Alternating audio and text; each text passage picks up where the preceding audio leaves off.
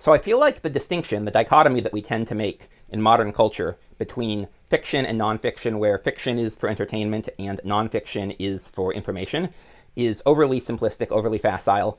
And I've been thinking about that for a while. I sort of, in my second video ever on The Alchemist, talked about that a little bit, in that I think not all fiction is strictly for entertainment purposes. And I've been thinking about, I wanted to talk about this concept more broadly. And one of my favorite writers is Idries Shah, who I talked about in my book on the Three Englishmen Defense of Fairy Tales, which is Shaw, G.K. Chesterton, and C.S. Lewis.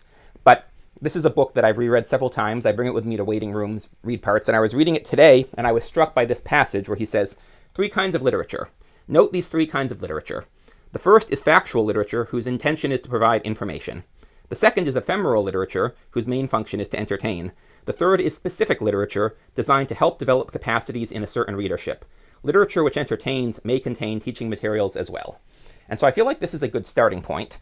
And I talked about in my video on The Alchemist that I feel like the point of this is it's more inspirational and aspirational. It's not necessarily supposed to be entertaining, and it's also not like a manual on this is how you do anything.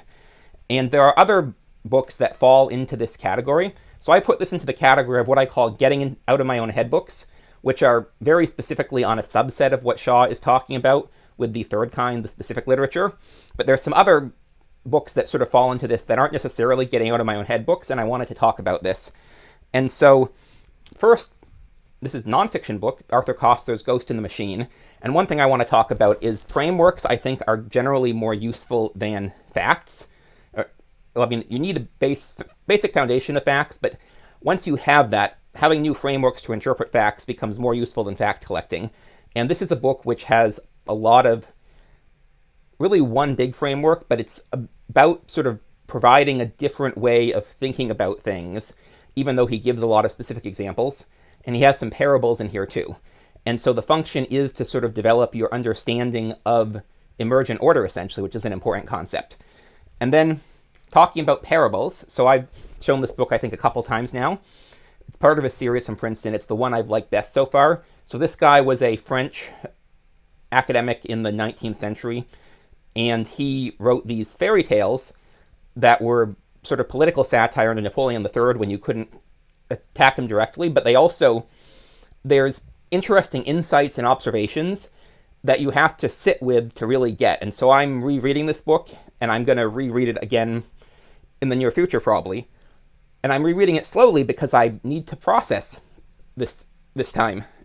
And so these are not aspirational like The Alchemist. They're also not about developing frameworks like Ghost in the Machine, but rather it's about developing intuitions about some of the issues in this book. And then, so this is an actual self-help book, and it is one of the most interesting self-help books because he gives very little specific advice. He just tells what he did.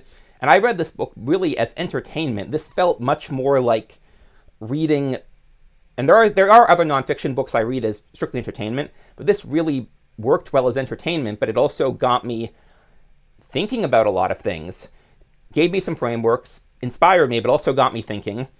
One of those things that I started thinking about was, wait, why do I not read more poetry?